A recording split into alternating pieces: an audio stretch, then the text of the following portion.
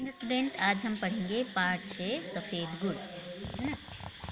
ये जो कहानी है वो मन की उन सहज भावनाओं को व्यक्त करता है जिनका निर्माण उसके घर, परिवेश और माँ के द्वारा सुनाई गई कहानियों के जरिए हुआ है। माँ का यह कहना है कि वे अकेले नहीं हैं, उसके साथ कौन है? ईश्वर है। वे आश्वस्त विपन्नता से गुजरता हुआ, न गरीबी से गुजरता हुआ, वह 11 वर्ष का बालक ईश्वर के एहसास के साथ जीता और ईश्वर की प्रसन्नता और साथ के लिए अपनी तोतली जपान के समय से ही प्रार्थना मंत्र पाठ में लगा रहता है।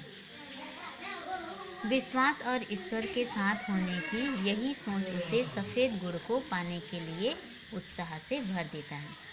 कहते हैं ना, जिसका कोई नहीं होता है उसका भगवान होता है। तो ऐसा ही उसका विश्वास है कि उसके साथ कौन है? ईश्वर है। पर कहानी का अंत एक पीड़ा बोध की अनुभूति छोड़ जाता है।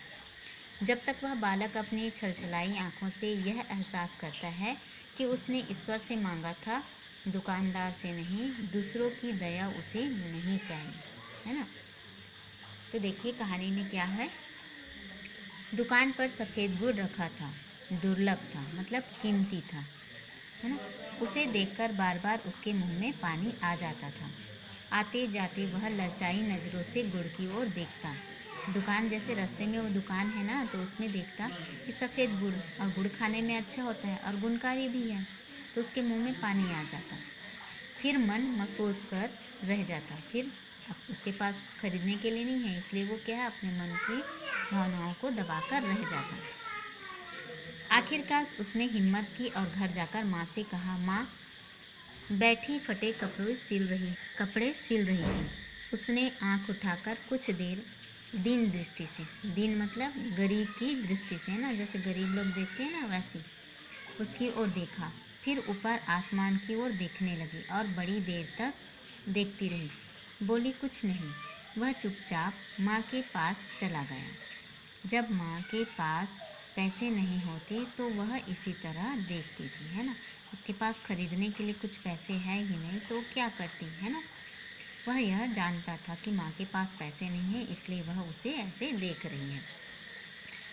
वह बहुत देर गुमसुम बैठा रहा। उसने अपने वे साथी याद आ रहे थे जो उसे चिढ़ा चिढ़ा कर गुड़ खा रहे थे। ज्यों-ज्यों उसे याद आती, उसके भीतर गुड़ खाने की लालसा और तेज होती जाती थी, है ना। जब बच्चे छोटे रहते हैं तो क्या करते हैं, एक दूसरे को चिढ़ाते हैं। कुछ खाते हैं तो दिखा कर बोलते हैं ना, टूहू ऐसे करके दिखाते हैं। एक आध बार उसके मन में माँ के बटुए से पैसे चुराने का भी ख्याल आया।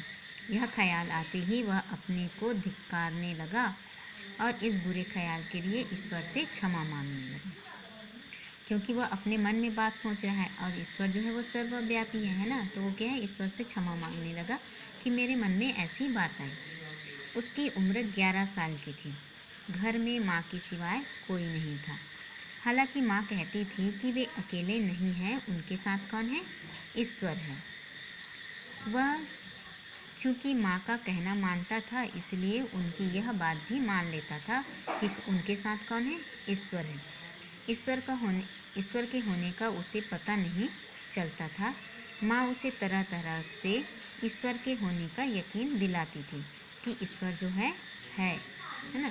जब वह बीमार होती, तकलीफ़ में कराहती, तो ईश्वर का नाम लेती, और जब अच्छी हो जाती तो ईश्वर को धन्यवाद देती। दोनों घंटों आंख बंद कर बैठते, बिना पूजा किए हुए खाना नहीं खाते थे। वह रोज़ सुबह शाम अपनी छोटी सी घंटी लेकर पालथी मतलब पैर जो मोड़ के बैठते हैं ना खाना खाते समय, ऐसी मारकर संध्या करता। संध्या मतलब पूजा करता शाम को। उसे संध्या के सारे मंत्र याद थे, मतलब शाम की जो पूजा करते हैं ना उसके सारे मंत्र उसको याद थे। उस समय से ही वह उसकी ज़बान तोतली थी। उसकी ज़बान तोतली मतलब जब बच्चे छोटे होते हैं तो तुतला के बोलते हैं ना, जो बहुत अच्छे लगते हैं। अब तो यह साफ बोलने लगा था। जब वो छोटी थी ना, तब से उसको संध्या आरती का जो पाठ मंत्र है वो याद था। वे एक छोटे से कस्बे में रहते थे। माँ एक स्कूल में अध्यापिका थी। बचपन से ही वह ऐसी कहानियाँ माँ को सुनता था। मतलब उसकी अपनी माँ से वो क्या है, ऐसी कहानियाँ सुनता था जिनमें यह बताया जाता था कि ईश्वर अपने भक्तों का कितना ख्याल रखते हैं। और हर बार ऐसी कहानी सुनकर वह ईश्वर का सच्चा भक्त बनने की इच्छा से भर जाता था।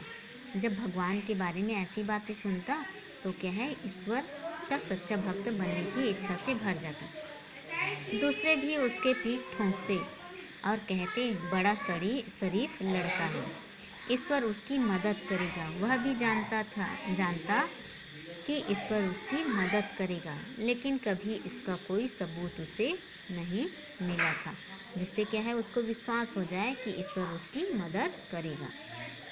उस दिन जब वह सफ़ेद गुड़ खाने के लिए बेचैन था, तब उसे ईश्वर याद आया। उसने खुद को धिक्कारा। उसे माँ से पैसे मांगकर माँ को दुखी नहीं करना चाहिए था। ईश्वर किस दिन के लिए है, ईश्वर का ख्याल आते ही वह खुश हो गया, है ना। वह यही सोचने लगा कि ईश्वर है तो उसे आज गुड़ खाने को मिल जाएगा। उसके अंदर एक विचित्र सा उत्साह आ गया, क्योंकि वह जानता था कि ईश्वर सबसे अधिक ताकतवर है। वह सब जगह है और सब कुछ कर सकता है। ऐसा कुछ भी नहीं जो वह नहीं कर सकता है। तो क्या वह थोड़ा सा गुड़ नहीं दिला सकता? जब भगवान सब कुछ कर सकता है तो क्या वो छोटा सा गुड़ नहीं खिला सकता उसे, जो कि बचपन से ही उसकी पूजा करता और इस भाव से भर उठा कि ईश्वर जरूर उसे गुड़ देगा, है ना। और क्या है, जिसने कभी कोई बुरा काम नहीं किया, उस लड़के ने क्या है, कभी बुरा काम नहीं किया और ईश्वर पर विश्वास भी करता है, कभी चोरी भी नहीं की। अगर मन में ऐसा ख्याल आ गया तो क्या करता था, वो ईश्वर से क्षमा मांगता था, किसी को सताया भी नहीं। उसने सोचा और इस भाव से भर उठा कि ईश्वर क्या है, उसकी मदद ज़रूर करेगा और उसे गुड़ ज़रूर देगा। आज के लिए इतना ही।